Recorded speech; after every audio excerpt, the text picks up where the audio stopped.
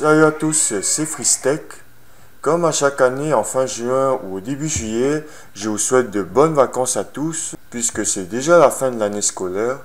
Si ce n'est pas votre cas, je vous souhaite quand même un bon été ou un bon hiver dans l'hémisphère sud. Dans cette vidéo, non seulement je vais vous parler de bonnes vacances, je vais aussi parler d'une actualité très touchée aux Québécois que j'ai partagée dans mes réseaux sociaux.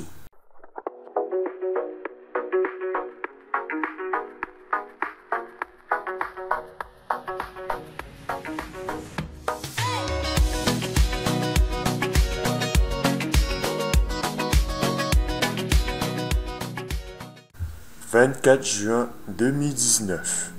Il s'agit d'une journée mémorable et historique dans l'histoire de l'infrastructure du Canada, surtout au Québec et surtout encore à Montréal.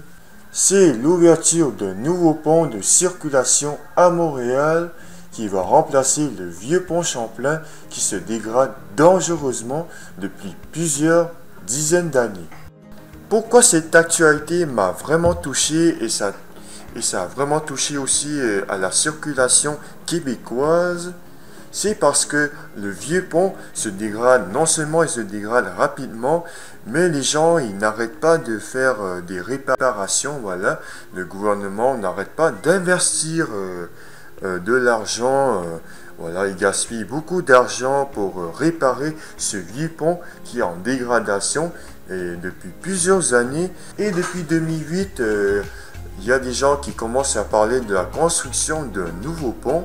Alors, c'est ce que le gouvernement du Canada avait refusé à l'époque. Mais c'est aujourd'hui qu'il y a enfin un nouveau pont qui passe dans le fleuve Saint-Laurent et qui est enfin inauguré. C'est normal que vous voyez la vidéo trembler en ce moment, c'est parce que j'étais en voiture sur un pont vraiment pété. Non seulement il est si populaire parce qu'il remplace l'ancien, mais c'est parce qu'il y a plusieurs nouveautés comparées aux autres ponts routiers à Montréal.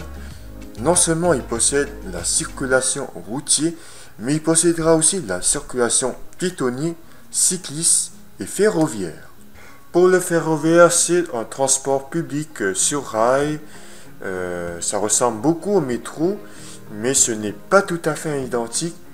Donc, ce n'est pas un train de banlieue ni un métro. C'est ce qu'on appelle un métro léger. Pour le gouvernement du Canada, ce pont a coûté vraiment cher, donc des milliards de dollars. Si vous voulez avoir le prix plus précis, je vous invite à aller voir ma prochaine vidéo sur ce nouveau pont que je vais vous expliquer plus en détail. Pour les pays développés en Asie, vous allez trouver ça ridicule. Ce pont a pris presque 5 ans à le construire. Donc, même si c'est un simple pont de 3 km, presque 4 km, ça a pris beaucoup de temps et il a pris plusieurs retards malgré.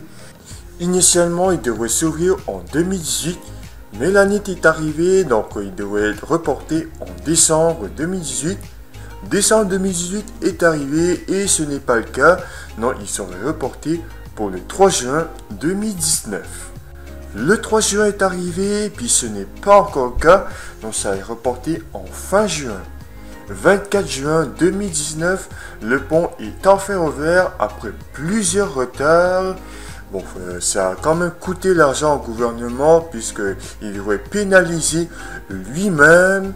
Donc pour les pays asiatiques, c'est encore ridicule.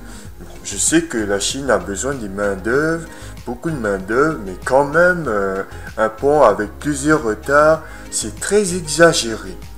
On sait ce qu'on va expliquer en détail dans une prochaine vidéo sur ce nouveau pont Champlain. J'espère que cette actualité vous a plu et je vous souhaite de passer de très bonnes vacances à tous ceux qui sont en vacances et tous ceux qui ne sont pas le cas, mais je vous souhaite de passer un bon été à tous ou bien une bonne hiver si vous êtes dans l'hémisphère sud. Parce que ce n'est pas toute la planète qui sont dans la même saison. Donc dès que l'été est dans l'hémisphère nord et donc l'hémisphère sud serait en hiver. Pour tous ceux qui ne savaient pas ça, j'espère que ça vous a appris de nouvelles choses. Donc ça, c'est une petite parenthèse sur l'astronomie.